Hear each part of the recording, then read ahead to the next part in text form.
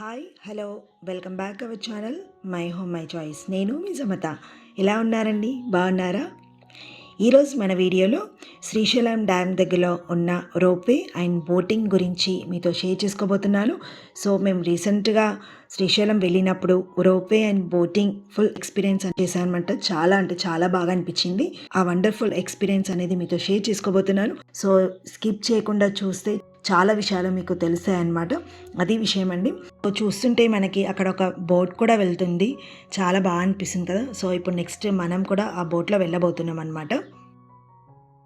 So ఈ కృష్ణానది జన్మస్థలం అయితే మహాబలేశ్వరంలో అనమాట. సో అక్కడి నుండి అల్మండి డ్యామ్ అండ్ జూరాల బీచ్పల్లి సంగమేశ్వర్ నుండి శ్రీశైలంకి వస్తుంది. సో ఈ శ్రీశైలంలో గేట్స్ ఓపెన్ చేస్తారు కదా. సో ఇక్కడ నుండి నాగార్జున సాగర్, పులిచింతల, విజయవాడ అండ్ బంగాళాఖాతంలో కలిసిపోతుంది అనమాట. సో ఈ కృష్ణానది హంసల దీవిలో సాగర సంగమంలో కలుస్తుందన్నమాట. సో ఇక్కడ నుండి అటు వెళ్తుందండి. సో ఇప్పుడు మనము రోప్వే నుండి కిందికి వెళ్తామండి. అటు నుంచి తర్వాత బోటింగ్ కూడా చేసుకుంటాము. సో ఈ రోప్వేకి పెద్దవాళ్ళకైతే 80 రూపీస్ తీసుకుంటున్నారు, చిన్న వాళ్ళకైతే 60 రూపీస్ అనమాట. ఇంకొక విషయం ఏంటంటే ఇప్పుడు మనం బోటు అండ్ రోప్వే రెండు చేస్తున్నాము.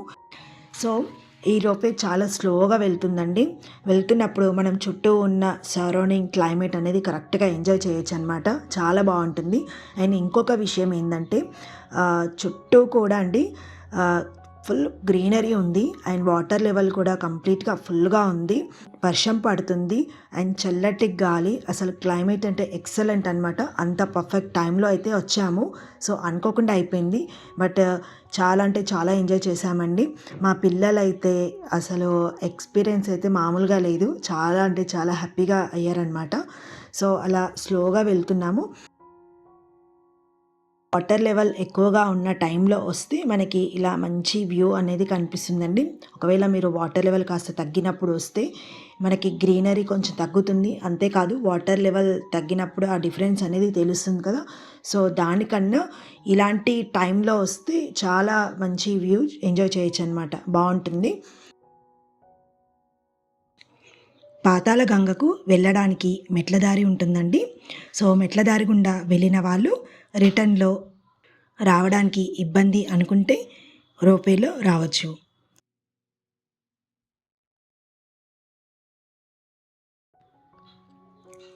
ఆల్రెడీ మెట్ల దారి గుండా వెళ్ళిన వాళ్ళు ఉంటే కనుక రోప్వే ఒకసారి ట్రై చేసి చూడండి. చాలా బాగుంటుంది.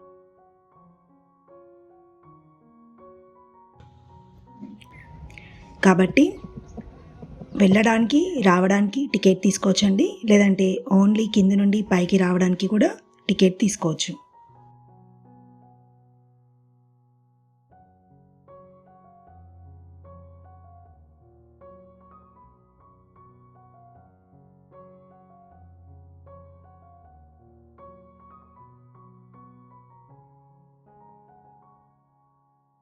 రోప్వే కంప్లీట్ అయిపోయాక ఇలా బోటింగ్ పాయింట్లోకి వచ్చేసాము. సో బోట్లో అయితే ఎక్కాము. చాలా బాగా అనిపిస్తుంది. అండ్ జనాలు కూడా ఎక్కువగా లేరనమాట. చాలా ప్రశాంతంగా ఉందండి. అండ్ క్లైమేట్ కూడా చాలా బాగుంది. సో మేము ఇప్పుడు బోటింగ్ అయితే వెళ్తున్నాము. ఆల్రెడీ గేట్స్ ఓపెన్ చేశారండి. సో మనము పాతాళ గంగా వైపు అంటే బ్యాక్ సైడ్ ఉన్నాం కాబట్టి ముందు వైపు గేట్స్ ఓపెన్ చేశారండి. సో గేట్స్ ఓపెన్ చేసినప్పుడు బోట్ ఎలా వెళ్తుంది అని మీకు డౌట్ రావచ్చు కదా. సో మీకు వచ్చిన డౌట్ నాకు కూడా వచ్చిందండి. సో ఎలాంటి ప్రెషర్ ఉండదన్నమాట బ్యాక్ సైడ్. ఎందుకంటే గేట్స్కి లెఫ్ట్ సైడ్ నుంచి కృష్ణా నది వస్తుందన్నమాట. సో అక్కడ నుండి వాటర్ రావడం జరుగుతుంది. సో ఈ బ్యాక్ సైడ్ మొత్తం కూడా జస్ట్ స్టోరేజ్ పర్పస్ గురించి ఉందండి. సో ఇక్కడ ఎలాంటి ప్రెషర్ అనేది ఉండదు. సో ఈజీగా కంఫర్టబుల్గా మనం బోటింగ్ చేసుకోవచ్చు అనమాట. అయితే అక్కడ నేను చెప్పాను కదండి ఇప్పుడు కృష్ణా రివర్ వస్తుంది అని. సో అక్కడ నుండి 16 కిలోమీటర్స్ అలాగే బోటింగ్లో వెళ్తే గనక మనకి అక్క మహాదేవి కేవ్స్ కనిపిస్తాయి అన్నమాట. సో అక్కడ అక్క మహాదేవి 800 సంవత్సరాల క్రితం వచ్చి స్వామివారిని పెళ్ళి చేసుకోవాలని చెప్పేసి తపస్సు చేసిందండి. కానీ అది జరగలేదు. కానీ అక్కడే స్వామివారి గురించి తపస్సు చేస్తూ అలాగే విగ్రహంగా మారిపోయిందని అంటారు.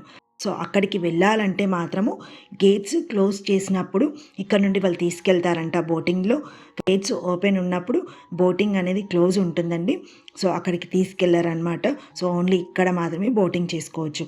సో మీరు ఎవరైనా అక్క మహాదేవి కేవ్స్కి వెళ్ళాలి అనుకుంటే కనుక గేట్స్ క్లోజ్ చేసినప్పుడు వెళ్తే మిమ్మల్ని తీసుకువెళ్తారు. సో దీనికోసం వచ్చేస్తే మార్నింగ్ 6 o'clock బుక్ చేసుకోవాల్సి ఉంటుందన్నమాట. అంటే రిజిస్టర్ చేసుకోవాల్సి ఉంటుంది. సో 9 o'clock మనకి టికెట్స్ ఇస్తారు. సో అక్కడ నుండి మనకి బోట్లో తీసుకెళ్తారు. ఇంకొక విషయం అండి, చాలామందికి తెలియని విషయం కూడా ఉండొచ్చు అని నేను అనుకుంటున్నాను.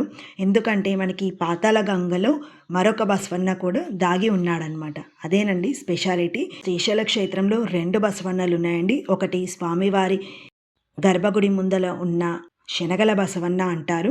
ఇంకొకటి ఈ పాతాళ గంగలో లోపల ఉండిపోయిందని దాన్ని ఉబ్బిలి బసవన్న అంటారనమాట. 760 అడుగుల లోతులో ఉందన్నమాట. ఈ ప్రాజెక్టు కట్టడం వల్ల అది లోపలికి ఉండిపోయింది. అలాగే ప్రాజెక్టు కట్టక ముందు ఇక్కడ బసవన్నని దర్శనం చేసుకొని తర్వాత స్వామివారి దర్శనానికి వెళ్ళేవారు అని అనేవారనమాట. బోటింగ్ చేసినప్పుడు అండి వ్యూ అసలు ఎంత బాగుంటుందంటే కాసేపు వీడియో తీసుకొని పక్కన పెట్టేసి అలా చల్లటి గాలిలో వ్యూ అనేది మొత్తం కూడా అలా చూస్తూ ఉండిపోయామన్నమాట. చాలాసార్లు అయితే శ్రీశైలం వచ్చాము, కానీ చాలా విషయాలు ఈసారి వచ్చాకనే నాకు ఇంత క్లియర్గా సత్యనారాయణ గారు ఎక్స్ప్లెయిన్ చేయడం వల్ల జరిగింది. సో తనకి చాలా థ్యాంక్స్ అండి. ఎవరైనా ఈసారి వెళ్తే కనుక బోటింగ్ పాయింట్లో ఉంటారు, తనని కలిసి మాట్లాడండి. సో ఇన్ని ఇంపార్టెంట్ విషయాలు మీతో షేర్ చేసుకోవాలని చెప్పేసి ఈ వీడియో చేశానండి. అలాగే మీ ఎక్స్పీరియన్స్ ఎలా ఉందో నాతో షేర్ చేసుకోండి, కామెంట్ చేయండి. తప్పకుండా ఈ వీడియోకి లైక్ చేయడం వల్ల ఇలాంటి వీడియో చాలామందికి నోటిఫికేషన్గా వెళ్తుందన్నమాట. నెక్స్ట్ టైం మరొక మంచి టాపిక్తో మన మై హోమ్ మై చాయిస్లో కలుద్దాము. అప్పటి వరకు నమస్తే, థ్యాంక్ యూ.